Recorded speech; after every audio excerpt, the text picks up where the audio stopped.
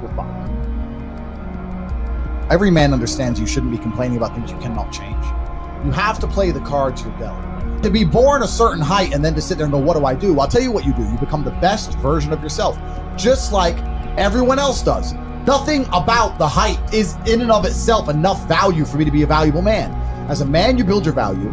You are born with the cards you're dealt. Sure, it'd be ideal. Look, I'd love to be 7 foot tall. I'm not. So it's the same argument. If you're 5'2", you need to become rich, strong, and funny, and charismatic, and interesting, and witty. If you're 6'4", you need to become rich, strong, well-connected. It's the same game. So to sit there and complain about it is asinine. All of you have a handful of aces. I don't think you understand that. You could have been in a car crash at 4 years old and lost your legs. Do you have any understanding of how lucky you have been? This is pure luck. There's only luck has kept you fully able-bodied, sitting there, capable of learning and listening and becoming something. You don't really need to be that tall if you're important and rich, and when you walk in the room, you think when fucking Mayweather walks in the room, people give a shit? Fix that frame in your mind. You are viewing yourself as a short man. Stop it. Walk the fuck up and be the man. You talk a lot about purpose, why we are created as humans and why we're here. Like, what is the purpose of life? Why have we been given life? I think we're here to struggle and to learn. I don't think we're here to be happy. That's why when we keep going back to the happy argument, I've always found that kind of frustrating and annoying. Yeah. When someone goes, oh, but I want to be happy. Why? Why? Why do you want to sit there and laugh? Like you were happy your entire childhood. That's your happy days. You're allowed to be happy as a kid. Finished. It's all over now, right? You're a man. You have responsibilities. I think we're here to do important things, and important things are going to be difficult, and they're going to be hard, and you're going to get frustrated. But that's what gives you purpose. I think we're here to struggle. I think we're here to endure pain. Yeah. I think we're here to just see how hard we are to kill. I think that going through terrible things and living through them and coming out the other side is one of the most fantastic things about being human. I think that it's almost like once you understand what life is really about, there's no emotion which isn't enjoyable. The only emotional state which can be seen as detrimental is feeling nothing at all. But if you're sitting at home and you're feeling truly heartbroken, at least you're feeling something, right? And I think that's the whole part of being human. I think we're here to struggle. I think we're here to go through pain. I wake up each day and go, what can I attack? What problem can I solve?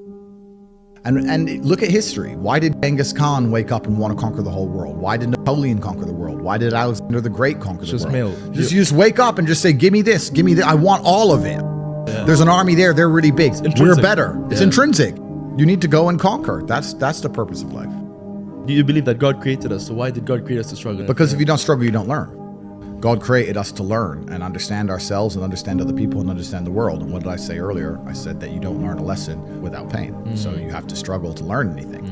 There's only two ways to learn things, the hard way or the harder way. If you're smart, you can learn the hard way. But in my experience, 99% of the planet only learn the hardest possible way. If you want to feel happy inside of yourself, and you want to feel content, and you want to feel stable inside of yourself, you need to live true to God. And I'm not saying you can't drink a little bit of alcohol or not party or not have a little bit of fun, but you have to be a good person.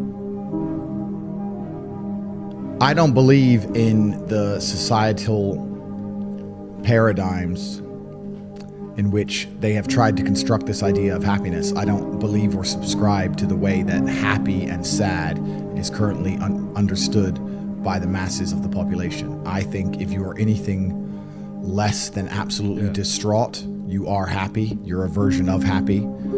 It's like saying gray is a version of black, right? No matter how light the gray is, you can still call it a version of black. And unless you've gone through an event, which hopefully doesn't happen too often, like the passing of a family member or something that's truly destructive and detrimental to your mindset, besides these events, which hopefully only happen a few times in your life, you should be happy. If you're not crying or paralyzed in silence due to the absolute magnitude of a detrimental circumstance or the absolute magnitude of a negative event, then you are a version of happy. So I am always happy is the short answer. I don't believe in not being happy. I don't believe in not saying to myself I'm happy. I'm always a version of happy.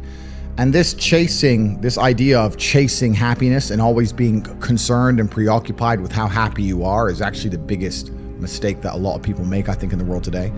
Especially men who wake up and go, oh, I don't really feel happy, so I need to get happier. And that's how they end up down a hedonistic path of drugs or alcohol or gambling, chasing pleasure.